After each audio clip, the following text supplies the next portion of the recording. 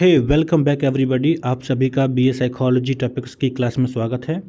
आज मैं आपसे बात करूंगा थ्योरीज ऑफ इमोशंस के बारे में। इसके पहले भी मैं आपकी क्लास के लिए कुछ कंटेंट अपलोड कर चुका हूं। मैंने बीए साइकोलॉजी के नाम की जो प्लेलिस्ट बना रखी है वहां पर मैंने सेट किया है, तो आप उस प्लेलिस्ट में जाकर अपनी क्लास में जो टॉपिक्स हैं उनको देख सकते हैं, समझ सकते हैं। इसके पहले थ्योरीज ऑफ इमोशंस के पहले मैं जो आपसे डिस्कस किया था that was the emotions. Emotions क्या होते हैं, और आज बात करने वाला हूँ थ्योरी ऑफ इमोशंस के बारे में। तो आपको ध्यान रखना है कि अभी आप नए हैं, मतलब कि साइकोलॉजी में नए हैं। हो सकता है कि आपने 12वीं में साइकोलॉजी ना पढ़ा हो, तो कुछ चीज़ें आपके सामने पहली बार आएंगी। तो कुछ नाम हैं जो हमें थोड़े से नए लगते हैं, अटपटे लगते हैं, लेकिन अगर आप थोड़ा सा समझने का प्रयास करेंगे, थोड़ा सा रिवाइज करेंगे, तो आपको चीज़ें बहुत ही आसान समझ में आने लगेंगी। तो मेरे साथ आप जुड़े रहें। तो आइए हम शुरू करते हैं। मैं अपनी भाषा को इस तरह से रखूँगा कि डेली लाइफ की जो चीज़ें हैं उनको इंक्लूड करें, ताकि आप चीज़ों को आसानी से समझ पाएँ। तो यहाँ पर पहले भी मैं आपको इमोशंस के बारे में बता चुका हूँ, लेकिन आज यहाँ पर देखिएगा कि जो इमोशंस होते हैं इनका हमारी डेली लाइफ में बहुत बड़ा रोल होता है। शक्तिशाली रूप से भावनाएं मानव व्यवहार पर कार्य करती हैं, और ये जो भावनाएं होती हैं ये कभी कभी हमें किसी ऐसे कार्य को करने के लिए मोटिवेट कर देती हैं जो हम कभी नहीं करना चाहते थे, और कभी कभी भावनाएं ऐसा भी करती हैं कि हम उस कार्य को नहीं करते हैं जो हमें को बहुत अच्छा लगता हो या जिसमें हम निपुण होते हैं। जैसे आप सोचिए कि आप डेली लाइफ में कई बार महसूस करते हैं कि आपका मूड अच्छा है, तो आपको लगता है कि सब कुछ अच्छा है, मैं अच्छा कर सकता हूँ, लेकिन उसी के विपरीत क्या होता है कि सब कुछ कर सकते थे आप, लेकिन मूड अच्छा ना होने की वजह से आप नहीं कर पाते हैं। मूड ना अच्छा होने की वजह से है कि आप ऐसे इमोशनल स्टेट में होते हैं जहाँ पर आपके पास मोटिवेशन नहीं होता है। तो मैं आपको पहले ही बता चुका हूँ, 6 बेसिक इमोशंस होते हैं: भय, घृणा, क्रोध, आश्चर्य, खुशी और उदासी। पॉल एकमैन ने दिया था। ये 6 बेसिक इमोशंस हैं और ये यूनिवर्सल हैं, हमेशा याद रखना है। अब सोच कर देखिए कि आपकी जो डेली लाइफ है वो इन 6 इमोशंस में कहीं ना कहीं फिट ज़रूर हो जाएगी। मतलब जैसे देखिए, या तो आप डरे होंगे, या घृणा में उलझे होंगे, अरे सामने वाला तो मुझे पसंद ही नहीं है, आई हेट देम। क्रोध में होंगे, आश्चर्य में होंगे, खुशी में होंगे या उदासी में होंगे। आपकी लाइफ में ये चीज़ें रोज़मर्रा में रहती हैं, या तो नॉर्मल हैं मतलब उदास टाइप में हैं, या खुश हैं, या आश्चर्य हैं, या क्रोध है, या घृणा है। इसमें कभी कभी किसी का लेवल ज़्यादा होता है, कभी कभी किसी का लेवल कम होता है। तो बेसिकली इमोशंस के माध्यम से हमारे बिहेवियर भी रेगुलेट होते हैं। हम कैसे व्यवहार करते हैं, कैसे सोचते हैं, कैसे सोचेंगे, ये सब आपके इमोशंस पे कंट्रोल करता है। तो इमोशंस की अवेयरनेस होना बहुत ज़रूरी है। अगर मैं भय महसूस कर रहा हूँ तो मुझे पता होना चाहिए कि मैं क्यों कर रहा हूँ, और इसके बाद मुझे ये भी पता होना चाहिए कि ये जो भय मैं महसूस कर रहा हूँ ये लॉजिकल है कि नहीं है। कई बार हम ऐसे ही परेशान रहते हैं, पता ही नहीं है, दुखी हैं, पता ही नहीं क्यों, है ना। ये चीज़ें आपको समझ के चलनी है। मैं तो ये कहूँगा कि साइकोलॉजी के फील्ड में आप आए हैं, आगे भी कुछ अच्छा करना चाहेंगे तो सबसे पहले सेल्फ ऑब्जर्वेशन करना शुरू करें। जो भी कॉन्सेप्ट पढ़ते हैं खुद की लाइफ में जोड़कर पढ़ें, आपको साइकोलॉजी बहुत ही आसान लगेगी। तो आप समझ सकते हैं कि हमारी डेली लाइफ में इमोशंस इन्वॉल्व होते हैं और हम उसी के बेस पर व्यवहार करते हैं। अब यहाँ पर देखना है कि जो इमोशंस होते हैं वो पर्टिकुलर व्यक्ति के नेचर पर, उसकी पर्सनैलिटी पर, उसकी मूड पर डिपेंड करते हैं। आपने कई बार देखा होगा कि घटना एक होती है, लेकिन उस घटना का अलग अलग लोगों पर अलग अलग फर्क पड़ता है। कई बार देखा होगा कि बड़ी कोई घटना हो जाती है तो कुछ लोग उस घटना पर अलग तरीके से रिस्पॉन्ड करते हैं, कुछ लोग अलग तरीके से करते हैं। तो आपको बात ये समझनी है कि इमोशंस जो होते हैं वो व्यक्तिगत रूप से अलग अलग तरीके से भी काम करते हैं। जैसे आपके लिए मैं कहूँ कि आपने एग्ज़ाम में सोचा था कि मेरे 80% नंबर आने चाहिए, लेकिन आपके आते हैं 60%, तो आप क्या हैं, दुखी हैं। लेकिन किसी को पढ़ाई से बहुत फ़र्क नहीं था और उसके 60% आ जाते हैं तो भी वो बहुत खुश है ना। यानी 60 आने पर कोई दुखी है और कोई 60 पर खुश है। सो यहाँ पर ऐसा क्यों है, बिकॉज इंडिविजुअल डिफरेंस। आप अगर साइकोलॉजी के फील्ड में हैं तो हमेशा इंडिविजुअल पर्सनैलिटी, इंडिविजुअल डिफरेंस को जानने का ज़रूर प्रयास करें, क्योंकि हम यहाँ पर ह्यूमन बिहेवियर को समझने का प्रयास कर रहे हैं। और ह्यूमन बिहेवियर में ये खासियत होती है कि सभी के अपने अपने पर्सनल एक्सपीरियंस होते हैं, जिसकी वजह से लोग अलग अलग तरीके से रिस्पॉन्स करते हैं। तो ध्यान रखना है, जो इमोशंस होते हैं, इमोशंस व्यक्ति की मनोदशा यानी मूड, उनकी पर्सनैलिटी, उनके नेचर पर डिपेंड करते हैं। कई सारी साइकोलॉजिकल अलग अलग एक्सपीरियंस होते हैं जिसके बेस पर इमोशंस कार्य करते हैं। मैंने जैसे ये बताया ना, 68 पर कोई दुखी है और कोई 60 पर ही खुश है। ऐसे बहुत सारे एग्जाम्पल्स हो सकते हैं। आप सोचिए कि ऐसी कौन कौन सी चीज़ें हैं जिन चीज़ों पर आप पर फ़र्क नहीं पड़ता है, लेकिन उसी बात पर दूसरे परेशान हो जाते हैं, है ना। ऐसे ही होता है। इसके बाद हम देखेंगे इमोशंस की थ्योरीज में 3 मेन कैटेगरीज आती हैं। जो ये कैटेगरीज हैं, एक में तो आता है फिजियोलॉजिकल थ्योरीज, एक आता है न्यूरोलॉजिकल थ्योरीज, एक आता है कॉग्निटिव थ्योरीज। तो जैसे नाम है वैसे ही इनके आगे मीन भी होंगे, मतलब भी होंगे। हमेशा कहता हूँ कि टर्मिनोलॉजी पर फोकस करें। टर्मिनोलॉजी पर हम जब फोकस करते हैं तो हमारी चीज़ें बहुत आसान हो जाती हैं। तो हम देखेंगे जो फिजियोलॉजिकल थ्योरीज होती हैं वो ये सजेस्ट करती हैं कि जो रिस्पॉन्स होते हैं वो हमारे बॉडी के बेस पर होते हैं, यानी जो हमारी बॉडी होती है उसके बेस पर इमोशंस होते हैं। ठीक है, जैसे मान लीजिए कि अगर आपकी धड़कन अचानक से बढ़ जाए तो चिंतित हो जाते हैं ना कि क्या हो गया है, डर लगता है ना, है ना। लेकिन कभी कभी क्या होता है कि खुशी के मारे धड़कन बहुत तेज बढ़ गई है, खुशी के आंसू भी आ गए हैं, दुखी के भी आंसू आ गए हैं। यानी बॉडी के बेस पर, यानी हमारी फिजियोलॉजी के बेस पर भी इमोशंस होते हैं। ये फिजियोलॉजिकल थ्योरी में आता है। न्यूरोलॉजिकल थ्योरी में भी वैसे आता है कि जो भी एक्टिविटी होती है ब्रेन में, उसके बेस पर इमोशनल रिस्पॉन्स होते हैं। ठीक है, जैसे कई बार लोग जब बहुत ज़्यादा क्लिनिकल डिप्रेशन में चले जाते हैं तो उनकी ब्रेन में न्यूरोलॉजिकल प्रॉब्लम होती है, तो उसके बेस पर वो कभी अपने को खुश रख ही नहीं पाते हैं, तो वो भी कंडीशन होती है। और इसके बाद है कॉग्निटिव थ्योरीज। तो कॉग्निशन का मतलब बेसिकली संज्ञान से होता है, the way how we thought, हम कैसे सोचते हैं। तो कॉग्निटिव थ्योरीज बताती हैं कि जो इमोशंस होते हैं वो हमारे मेंटल एक्टिविटी, थॉट्स के बेस पर होते हैं। तो अलग अलग थ्योरीज होती हैं। तो बेसिकली 3 तरह से हैं। अब आपको ध्यान रखना है कि इन 3 के अतिरिक्त जो मेन थ्योरीज आती हैं, जिनको सबसे ज़्यादा डिस्कस किया जाता है, जिसके बेस पर क्वेश्चन क्रिएट किए जाते हैं, वो इस तरीके से हैं। James Lange theory, Schachter Singer theory, cognitive appraisal theory, और इसके बाद evolutionary theory, Cannon Bard theory, facial feedback theory. आप जैसे चाहें इनको जिस ऑर्डर में समझें। तो हम आपसे एक एक करके बात करने वाले हैं। तो अब समझेंगे एवोल्यूशन थ्योरी।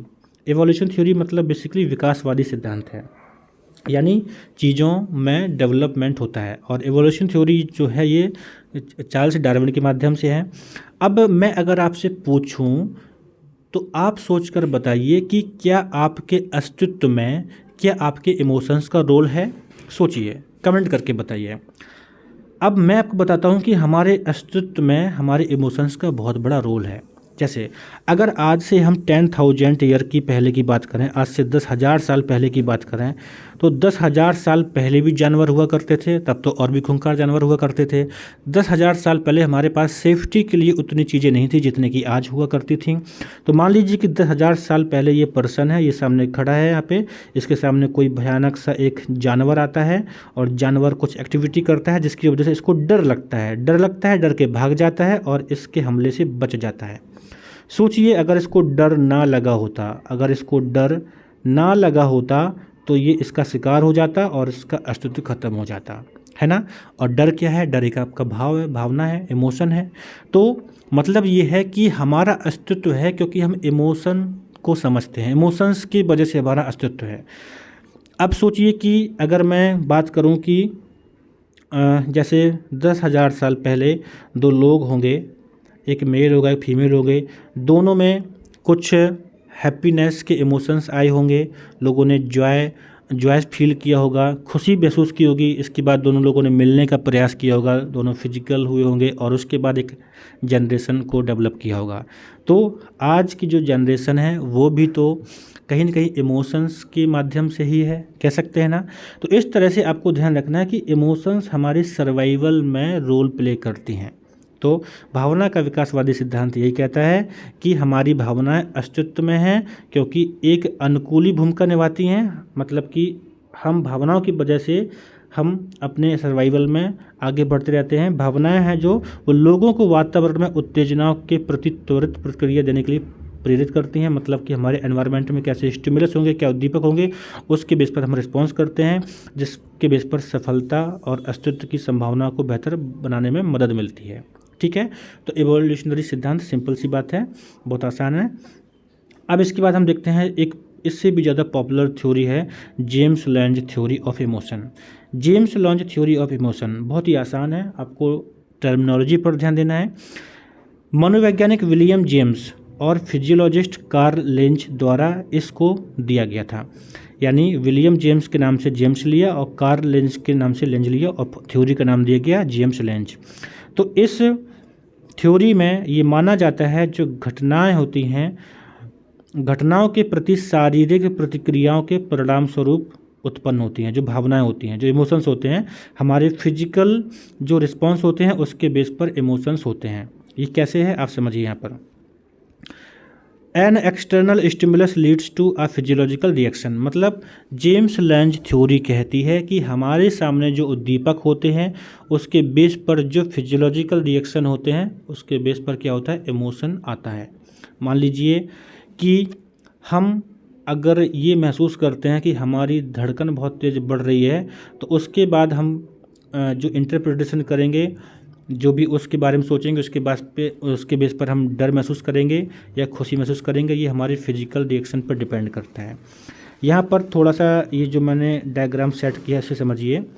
जो जेम्स लैंज थ्योरी है, जो आपकी जेम्स लैंज थ्योरी है, वो कहती है कि हम अपने बॉडी में जो रिस्पॉन्स होते हैं उसके बेस पर इमोशन महसूस करते हैं। जैसे अगर आपके सामने सांप आ गया है तो सांप को देखकर आपके पसीने छूट जाते हैं और आपको डर लगता है। तो बेसिकली ये जो डर का इमोशन है ये आपका जेम्स लैंज थ्योरी में आता है। मतलब आप कोई चीज़ देखते हैं, उसके बाद आप बॉडी में कुछ चेंजेस समझते हैं और आपको फिर इमोशन फील होता है।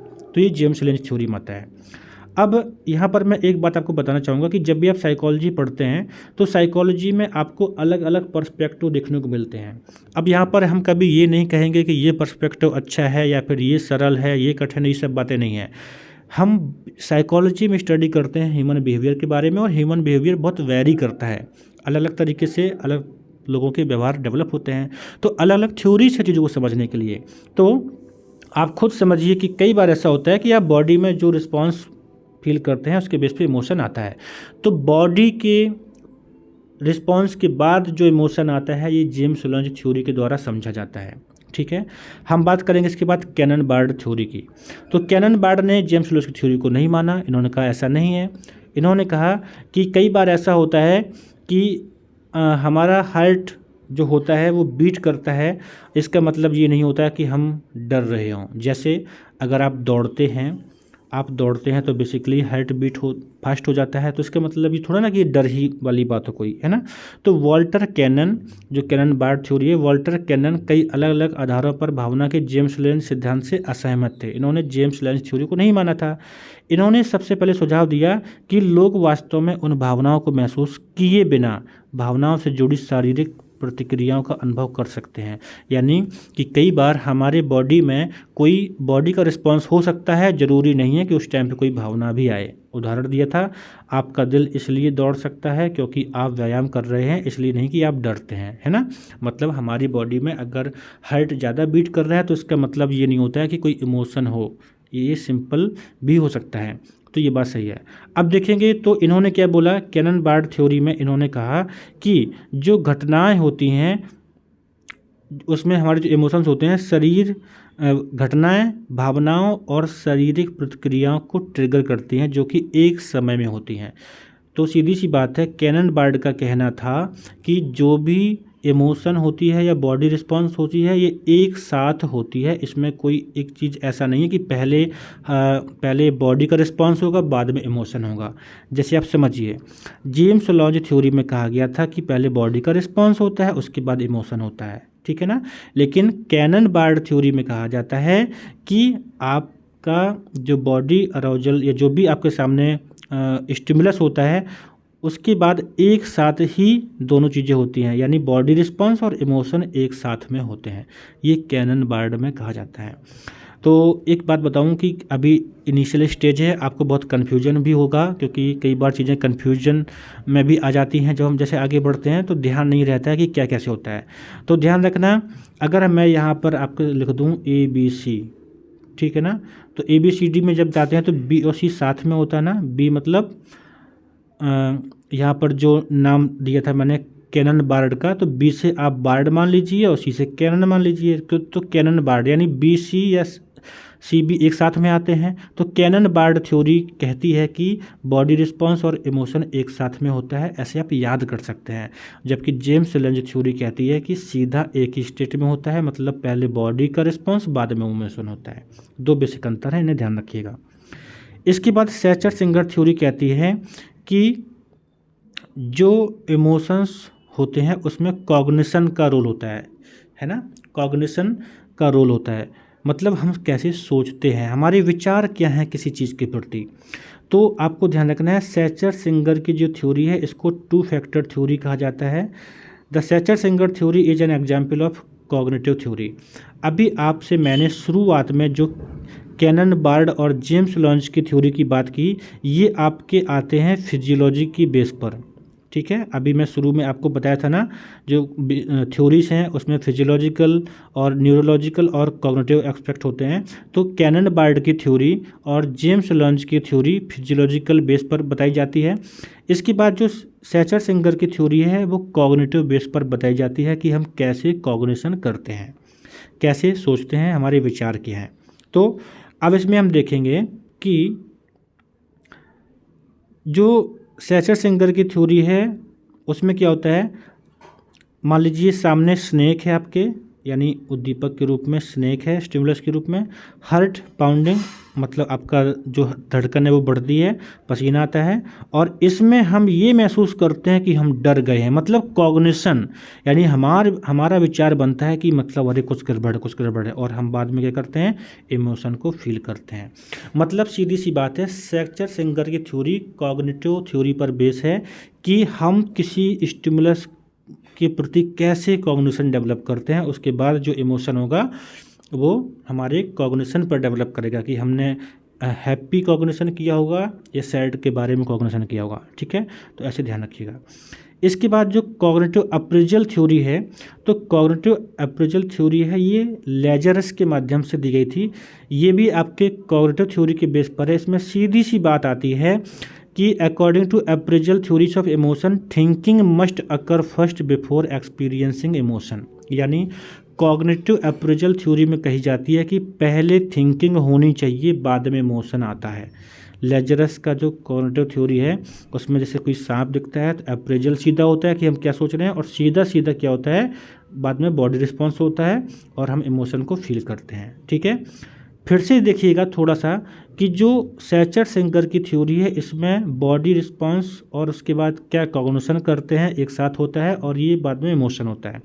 लेकिन कॉग्निटिव अप्रेजल थ्योरी में कहा गया कि बॉडी रिस्पॉन्स नहीं होता है, पहले हम कॉग्निशन अप्रेजल करते हैं, समझते हैं, अपने विचार लगाते हैं, फिर बॉडी में रिस्पॉन्स होता है। ये थोड़ा सा अंतर है। तो इस तरह से नेक्स्ट है facial feedback theory. Facial feedback theory कहती है कि जो इमोशंस होते हैं वो सीधे हमारे फेशियल मसल से जुड़े हुए होते हैं, जैसा नाम वैसा काम। तो ये बहुत ही सिंपल है फेशियल फीडबैक थ्योरी, जैसा हमारा फेशियल मसल्स होगा उसके बेस पर हम इमोशंस को फील करते हैं, ठीक है। तो आज की वीडियो में मैं आपके साथ थ्योरीज को शेयर किया जो बेसिकली इमोशंस की थ्योरी है। इसमें जो सबसे ज़्यादा इंपॉर्टेंट थ्योरी हैं वो आपकी दो रहती हैं, जैसे क्वेश्चन क्रिएट किए जाते हैं। एक तो जेम्स लैंज की थ्योरी और उसके बाद सैचर सिंगर की थ्योरी, जेम्स लैंज, सैचर सिंगर, और इसके बाद यहाँ पर तीसरी थी कॉग्निटिव अप्रेजल थ्योरी। ये आपके लिए बहुत इंपॉर्टेंट है। कैनन बार्ड की थ्योरी भी इंपॉर्टेंट है। 4 थ्योरी ऐसी हैं जो आपके लिए बहुत इंपॉर्टेंट है, इनको अच्छे से समझिएगा, ठीक है।